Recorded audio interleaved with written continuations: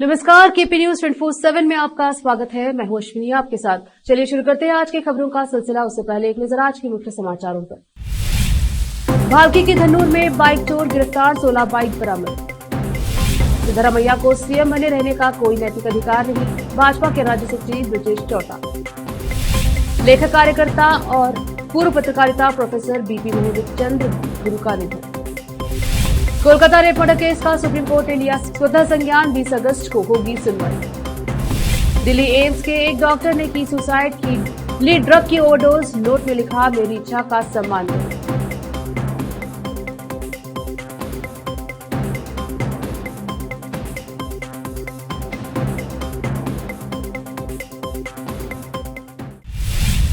समाचारों का सिलसिला शुरू करते हुए देखते हैं समाचार विस्तार से। भालकी तालुके के धन्नूर ग्राम थान के अंतर्गत 3 बाइक चोरों को पुलिस ने धर दबोचा और उनके पास से कुल 9.15 लाख रुपए मूल्य के 16 दोपहिया वाहन को जब्त किया।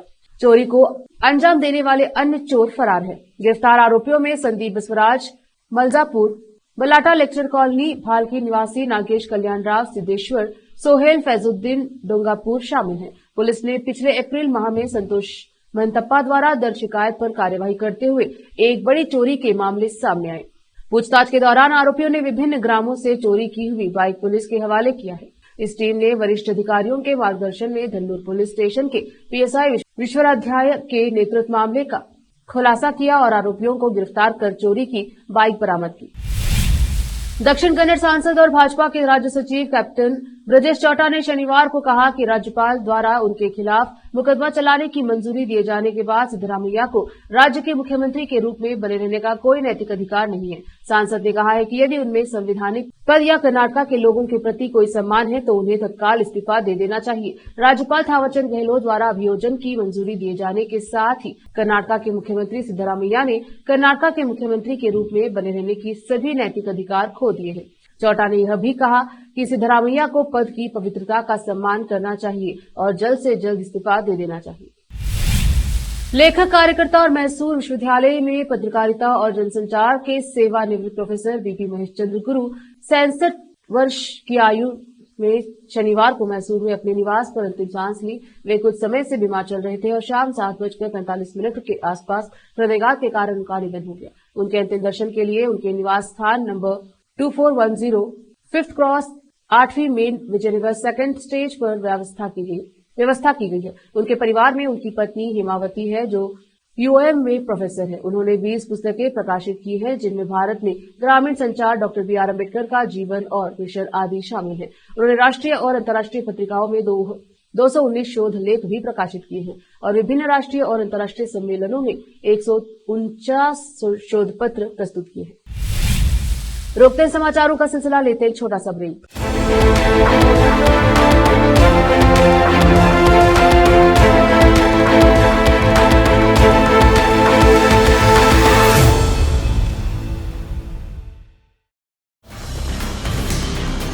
हिंदुस्तान के हर कोने में हम हैं मौजूद।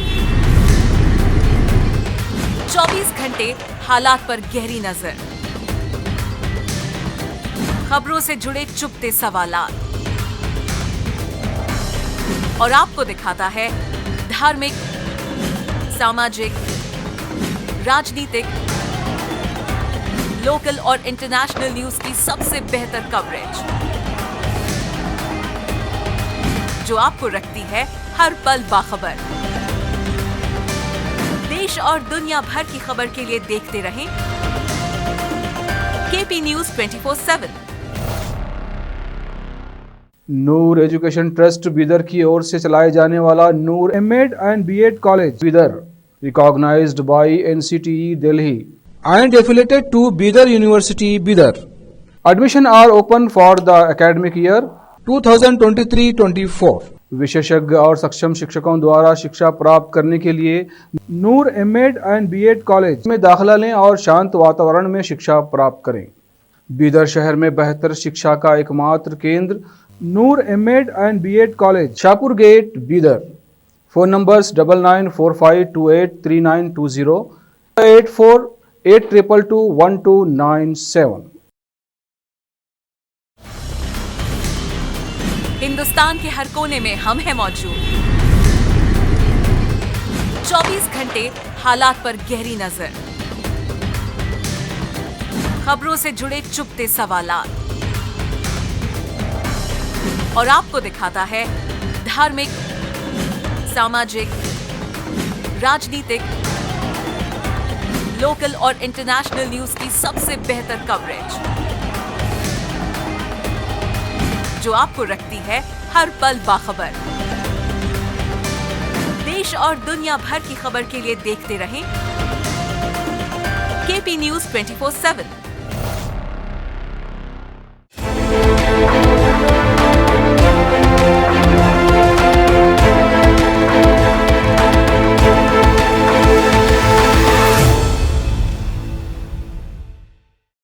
ब्रेक के बाद स्वागत है आपका। देखते हैं समाचार। कोलकाता के आरजी कर मेडिकल कॉलेज एवं अस्पताल में एक महिला डॉक्टर के साथ रेप के बाद हत्या की घटना को अंजाम दिया गया है। इस मामले को लेकर जहां देश भर में आक्रोश व्याप्त है, वहीं सीबीआई को इसकी जांच सौंप दी गई है।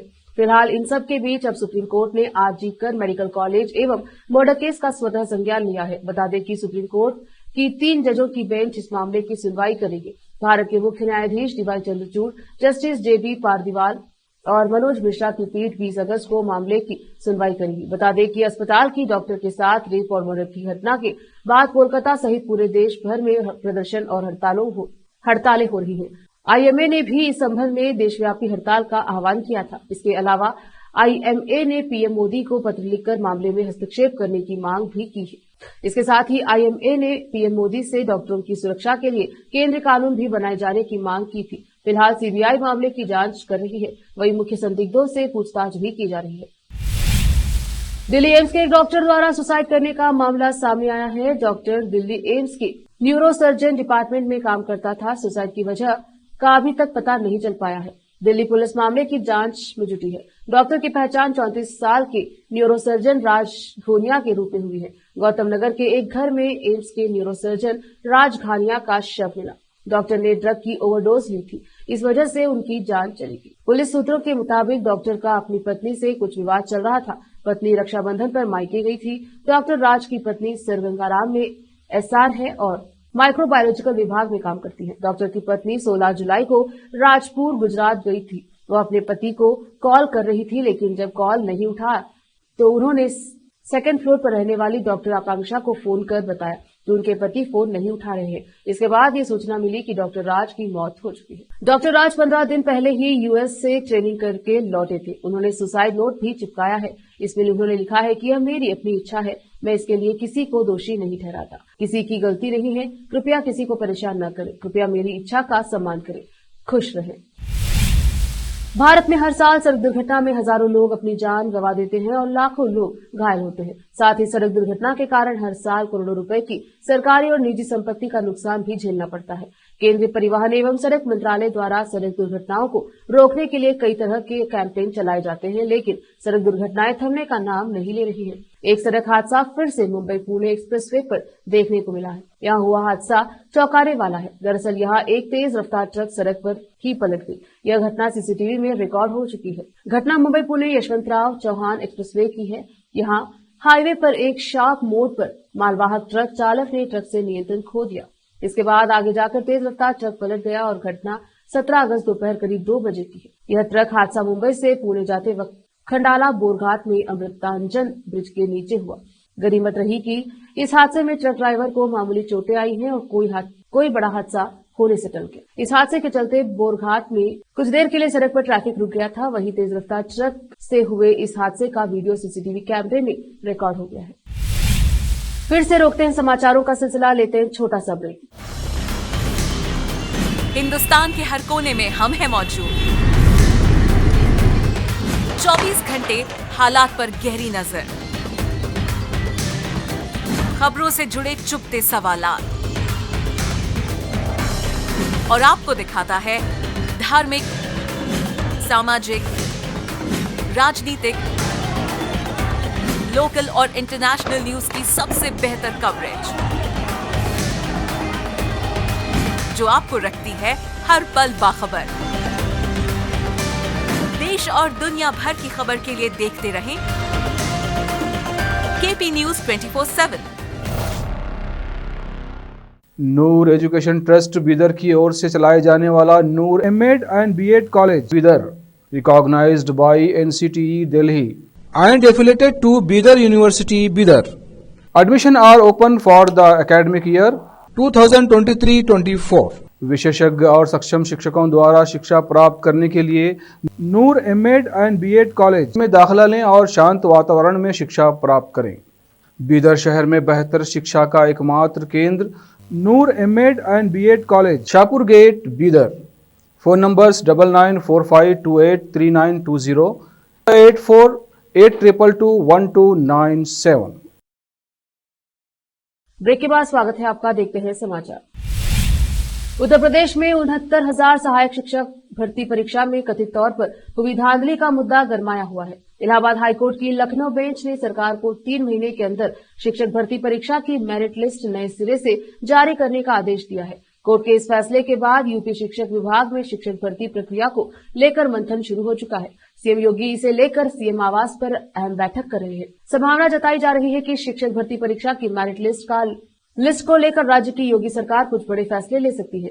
बता दें कि इससे पहले इलाहाबाद हाईकोर्ट की डबल बेंच ने जून 2020 में जारी शिक्षक भर्ती परीक्षा की चयन सूची को दरकिनार कर नए सिरे से सूची बनाने का आदेश दिया था। कोर्ट के इस आदेश से यूपी सरकार को तो झटका लगा ही था, साथ ही नई चयन सूची तैयार होने से पिछले 4 साल से नौकरी कर रहे हजारों शिक्षकों के सामने नौकरी जाने का खतरा बना हुआ है। हालांकि कोर्ट ने आदेश में कहा है कि फिलहाल कार्यरत किसी सहायक शिक्षक पर विपरीत असर पड़ता है तो मौजूदा सत्र का लाभ दिए जाए ताकि छात्रों की पढ़ाई पर खराब असर न पड़े। मध्य प्रदेश के ग्वालियर जिले में दिल दहला देने वाली वारदात सामने आई है, जहां एक व्यक्ति ने दूसरी जाति के युवक से संबंध को लेकर अपनी ही बेटी की हत्या कर दी। इस घटना के बाद से इलाके में सनसनी फैल गई। हर कोई सवाल कर रहा है कि एक पिता अपनी ही बेटी को कैसे मार सकता है। इस मामले की अधिक जानकारी देते हुए पुलिस ने शनिवार को बताया कि आरोपी पिता को हिरासत में ले लिया गया है। अतिरिक्त पुलिस अधीक्षक एएसपी गजेंद्र सिंह वर्धमान के अनुसार यह वारदात ग्वालियर के गिरवाई थाना क्षेत्र में हुई है। उन्होंने बताया कि आरोपी की बेटी दूसरे समुदाय के लड़के से प्यार करती थी, लेकिन आरोपी और उसके परिवार के अन्य सदस्य इसके खिलाफ थे। वर्धमान के मुताबिक शुक्रवार को पिता और बेटी में इस बात को लेकर झगड़ा हुआ। इसके बाद आरोपी ने कथित तौर पर अपनी ही बेटी का गला घोंट दिया। पुलिस अधिकारी वर्धमान के अनुसार घटना की सूचना मिलने के बाद पुलिस मौके पर पहुंची और आरोपी को हिरासत में लिया। पुलिस ने कहा है कि मामले की जांच की जा रही है।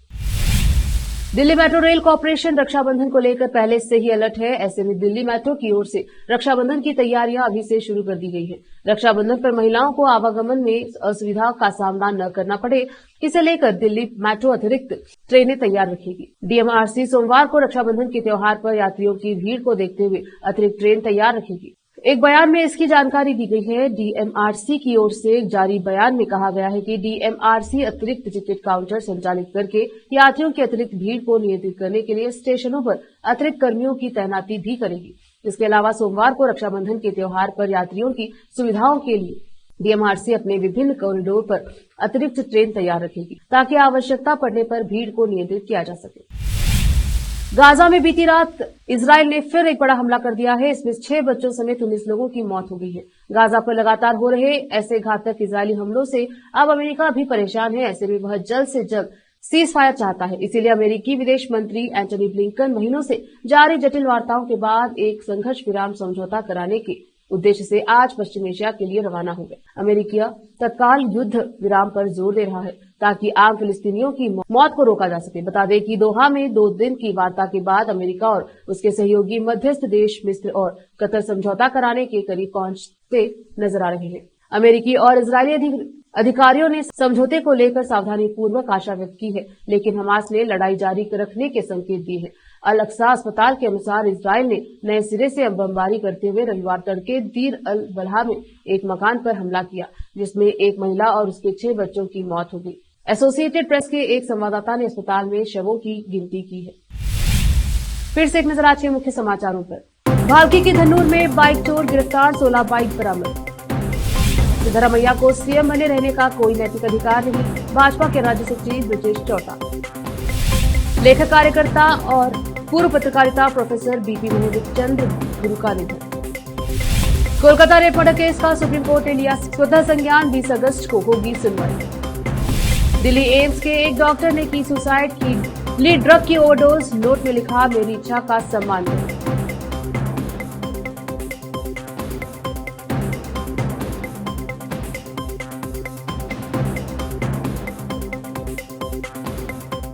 केपी न्यूज के बुलेटिन में अब तक के लिए इतना ही। देखते रहिए केपी न्यूज 24/7। धन्यवाद।